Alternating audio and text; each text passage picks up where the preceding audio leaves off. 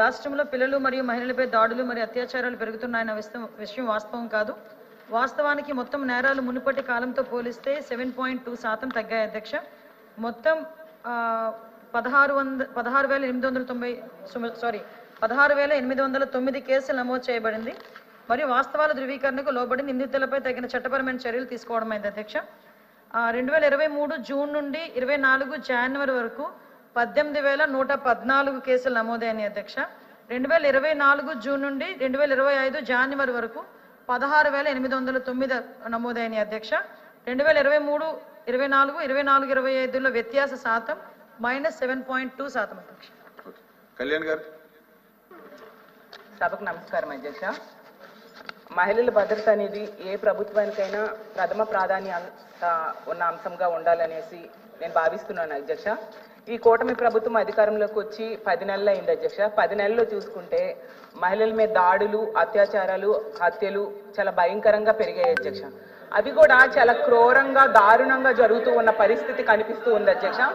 ఎందుకంటే అంటే ఈ 10 నెలల్లో రోజుకి 70 నేరాలు జరుగుతున్నాయి. అంటే గంటకు 3 నుంచి 4 జరుగుతూ ఉన్నాయి అధ్యక్ష.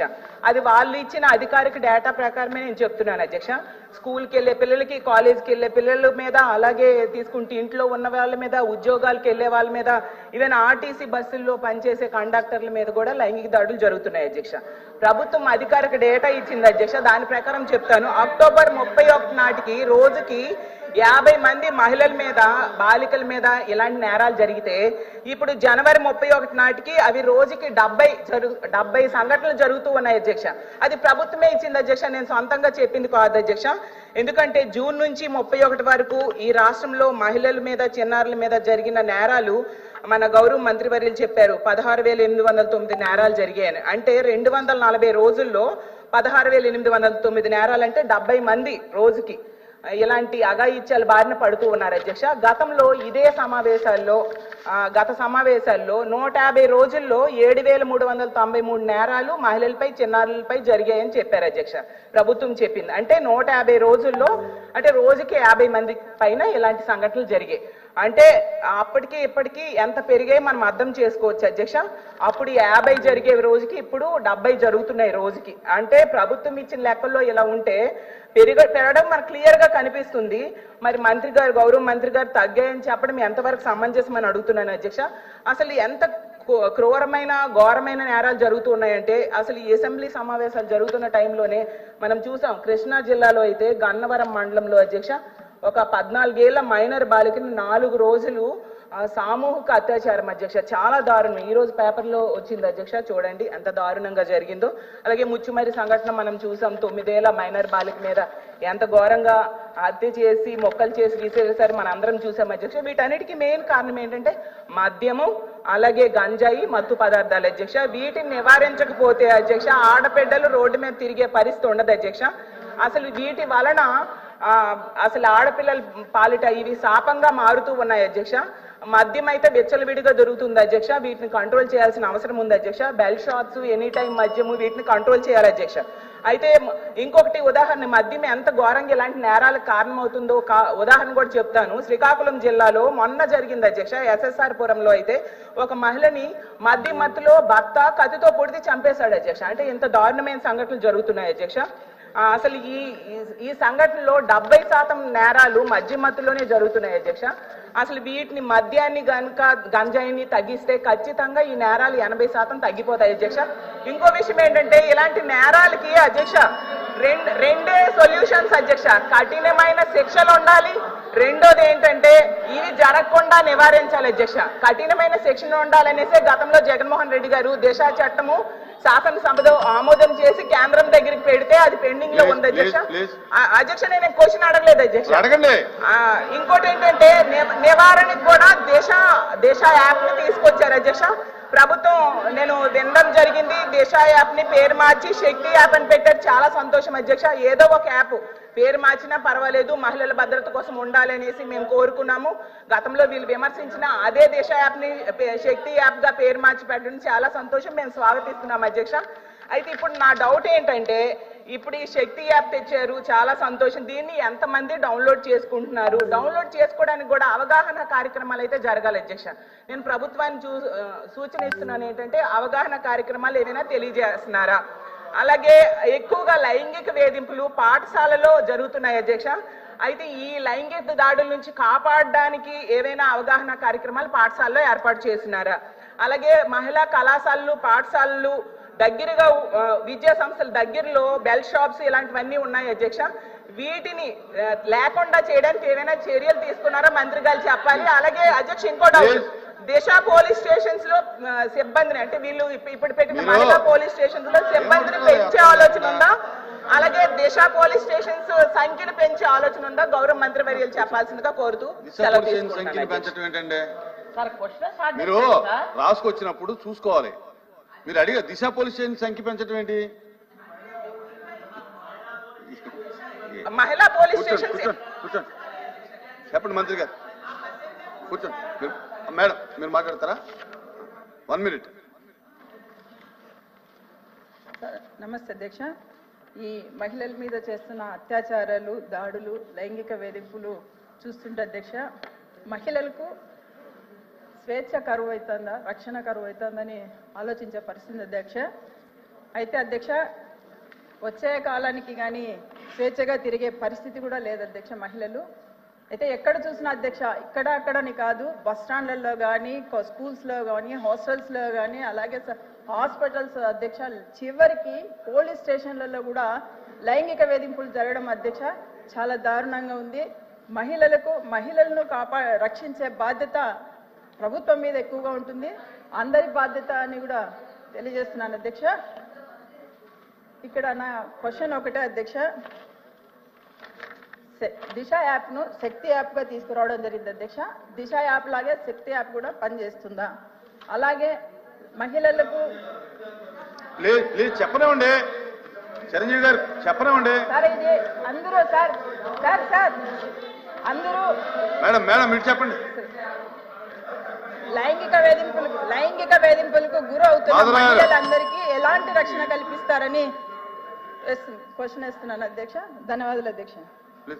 మాట్లాడిరంటాను అసలు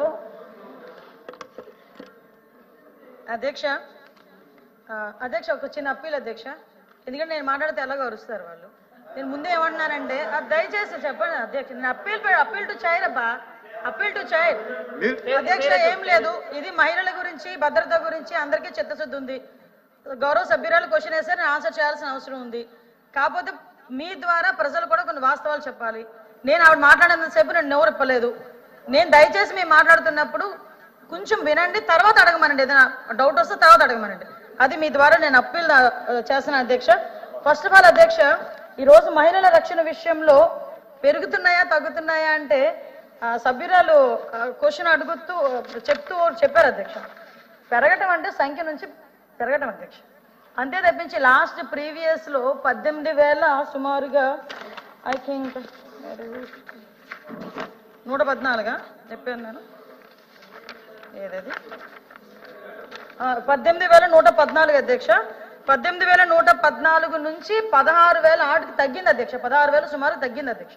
దాన్ని తగ్గడం అంటారని చిన్నప్పటి నుంచి కూడా నాకు తెలుసు అధ్యక్ష, నేను చదువుకున్న టీచర్ని, కాబట్టి దాన్ని తగ్గడం అంటారు అధ్యక్ష.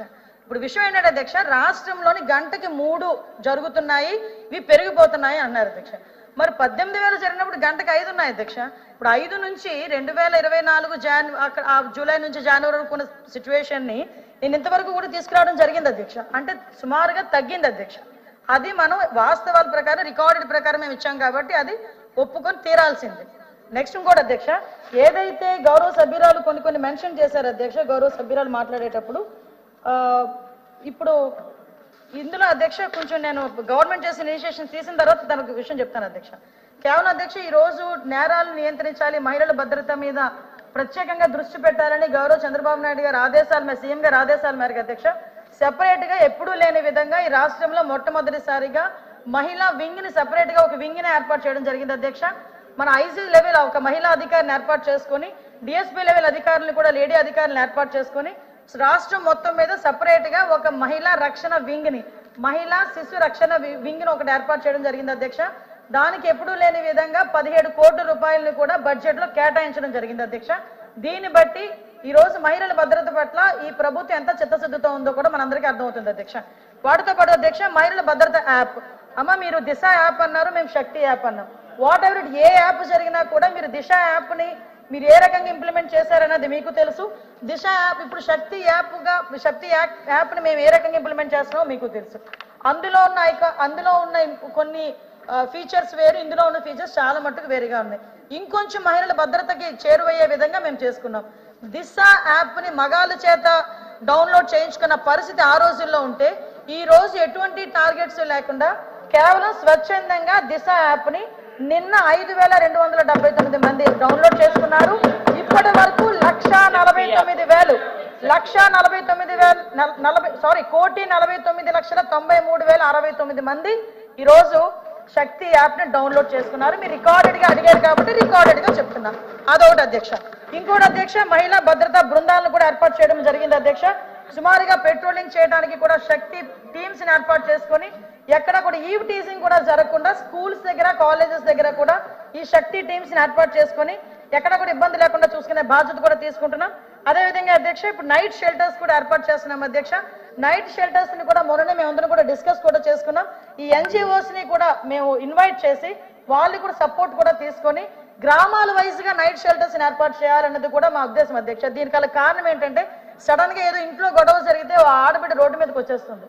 ఆడబిడ్డ ఎక్కడికి వెళ్ళాలో కూడా తెలియకుండా ఉన్న పరిస్థితుల్లో ఎవరైనా ఎప్పుడైనా అనుమానాస్పదంగా తిరిగిన వాళ్ళు కానీ ఎవరైనా దుర్మార్గుల చేతిలో పడకుండా ఇమ్మీడియట్ గా నైట్ షెల్టర్ కనుక వాళ్ళు యాప్ లో కనుక మాకు అడిగితే డెఫినెట్ గా పోలీస్ డిపార్ట్మెంటే వచ్చి ఆ నైట్ షెల్టర్స్ కి చెప్పే బాధ్యత కూడా తీసుకునే విధంగా కూడా శక్తి యాప్ ని డెవలప్ చేయడం జరిగింది అధ్యక్ష. ఈ రోజు నైట్ షెల్టర్స్ కూడా 26 జిల్లాలో 26 ఉన్నాయి. కానీ నైట్ షెల్టర్స్ పెంచే దిశలో కూడా ఈ రోజు గవర్నమెంట్ పనిచేస్తుంది అధ్యక్ష.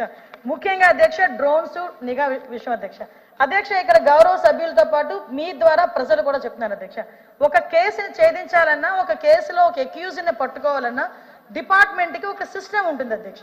వాళ్ళు కేసు ఫైల్ చేయడం, ఎఫ్ఐఆర్ నోట్ చేయడం, ఛార్జ్ షీట్ రావడం, ఈ మధ్యలో ఎవిడెన్స్ కలెక్ట్ చేయడం, ఫోరెన్సిక్ రిపోర్ట్ రావడం, అదేవిధంగా ఊడ్ సర్టిఫికేట్స్ రావడం, ఇదంతా ఒక ప్రొసీజర్ అధ్యక్ష. ఈ రోజు నేనేమంటానంటే మీరు ఆ రోజు దిశా చట్టం పెట్టారు. నిజంగా నేను కూడా చాలా హ్యాపీ ఫీల్ అని 21 రోజుల్లో కనుక శిక్ష పడితే కనుక ఫస్ట్ నేనే బొకే తీసుకెళ్లి జగన్మోహన్ రెడ్డి గారికి ఇద్దాం అనుకున్నాను అధ్యక్ష. దీనికి లిటరల్లీ చెప్తున్నాను అధ్యక్ష. 21 రోజు నేను ఇక్కడ హోమ్ మినిస్టర్ అయిన తర్వాత అధ్యక్ష 21 రోజులు ఎలా అవుతుంది, ఎందుకు అవ్వలేదు నేను చెప్తాను అధ్యక్ష.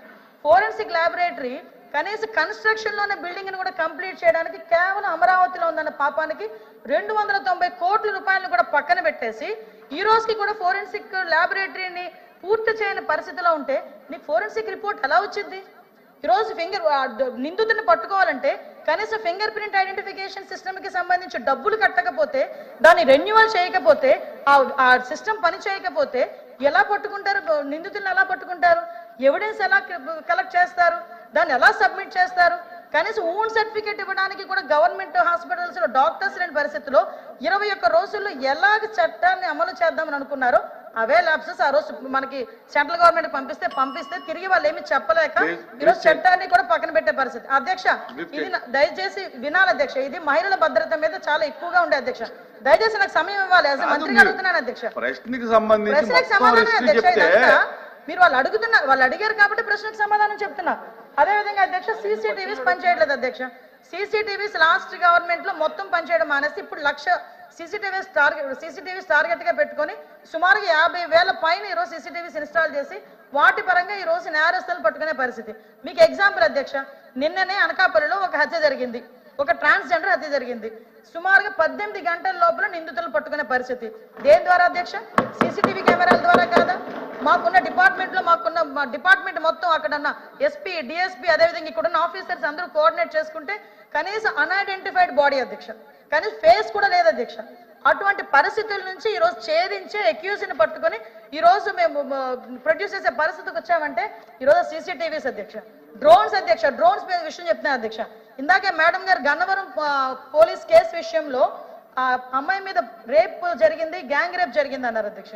యాక్చువల్ గా మాకు వచ్చింది మిస్సింగ్ కేసు అధ్యక్ష. అది ఆ మిస్సింగ్ కేసును ఛేదించడానికి ఎస్పీ కృష్ణ సుమారుగా చుట్టుపక్కల విజయవాడ వరకు కూడా కోఆర్డినేట్ చేసుకొని డ్రోన్స్ ని పంపించుకొని సీసీ కెమెరాస్ పంపించుకొని మొత్తం అంతా ప్రతి పోలీస్ స్టేషన్ లోని కూడా వాళ్ళ ఇన్ఫర్మేషన్ పంపించుకుంటే తర్వాత 3 days తర్వాత మేమే ఒక ఆటో డ్రైవర్ తీసుకొచ్చి సబ్మిట్ చేసే పరిస్థితికి వచ్చింది అధ్యక్ష. పోలీస్ డిపార్ట్మెంట్ వాళ్ళకి చెప్పే పరిస్థితి వచ్చింది అధ్యక్ష. మేము కమిట్మెంట్ తో పనిచేస్తున్నాం. మేము కమిట్మెంట్ తోనే నిందితుల్ని 24 గంటల లోపే మేము ప్రొడ్యూస్ చేస్తున్నాం. అట్ ద సేమ్ టైం అధ్యక్ష శిక్షల గురించి మాట్లాడారు. లాస్ట్ 5 సంవత్సరాల్లో ఎంతమందికి శిక్ష పడింది, ఇప్పుడు ఎంతమందికి శిక్ష పడింది చర్చకు నేను సిద్ధం అధ్యక్ష. విత్ ఇన్ 3 months లో సుమారుగా 3 కేసుల్లో, మొన్న పోక్సో కేసులు అధ్యక్ష 3 కేసుల్లో విజయనగరం జిల్లాలో 25 సంవత్సరాలు శిక్ష పడే పరిస్థితులు తీసుకొచ్చారంటే అది మా చిత్తశుద్ధం చెప్తున్నా అధ్యక్ష. ఇటు ప్రాసిక్యూషన్ వాళ్ళు కానీ పోలీస్ డిపార్ట్మెంట్ వాళ్ళు కానీ వీళ్ళిద్దరూ కలిసి పనిచేసి 3.5 సంవత్సరాల ఆడబిడ్డని అత్యాచారం జరిగితే అత్యాచారం జరిగిన 3 నెలల కాలంలోనే నిందితుడికి 25 సంవత్సరాలు జైలు శిక్ష విధించింది. తప్పో ఒకసారి మీరు అది నిజమో కాదు మీరు అబ్జర్వ్ చేసుకోండి. అంటే ఈ రోజు గవర్నమెంట్ చిత్తశుద్ధితో పనిచేస్తుంది అధ్యక్ష. నేనేమంటానంటే అధ్యక్ష, ఈ రోజు మేము మాట్లాడిన మాటల్ని వక్రీకరించి మాట్లాడటమా ఇవన్నీ పక్కన పెట్టదు అధ్యక్ష. ఈ రోజు సాక్షిలోనే ఆ రోజు ఒక ఆర్టికల్ వచ్చింది అధ్యక్ష. నేను ఇదే విషయాన్ని చాలా సందర్భాల్లో చెప్పాను. ఆడబిడ్డల మీద 3 గంటలకు ఒక అత్యాచారం. నేనేమంటానంటే 3 గంటలకు అత్యాచారం జరుగుతుందన్నట్టు లాస్ట్ గవర్నమెంట్ లో 5 జరుగుతున్నాయే. నీకు రాసే దమ్ము ఉంటే అది కూడా రాయాలి కదా. ఇప్పుడు తగ్గినాయి అని చెప్పాలి కదా.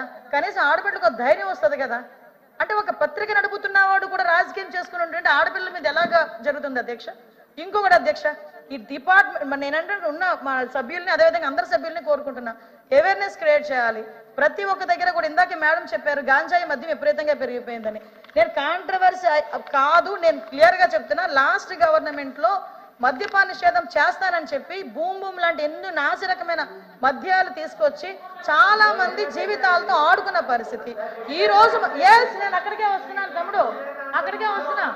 మద్యం ఈ రోజు ఏరే పాడుతుందని మాట్లాడుతున్నారు. మద్యాన్ని నియంత్రించి బెల్ట్ షాపులు లేకుండా చూసుకునే బాధ్యత కూడా మేము తీసుకుంటున్నాం. గాంజా విషయంలో మీ గవర్నమెంట్ చేయలేని పని ఈ రోజు టాస్క్ ఫోర్స్ ఏర్పాటు చేసుకుని లీగల్ ఏర్పాటు చేసుకొని సుమారుగా కల్టివేషన్ కూడా చాలా మట్టుకు తగ్గించి ఈ రోజు రవాణాన్ని కూడా కట్టుదిట్టం చేసి డ్రగ్స్ ని గాంజాని కూడా అదుపులో పెట్టే పరిస్థితి ఈ రోజు మా గవర్నమెంట్ ఉంది. మళ్ళీ చెప్తున్నా, మహిళల రక్షణ పట్ల చిత్తశుద్ధి ఉన్నది ఈ ఎన్డీఏ గవర్నమెంట్ కే.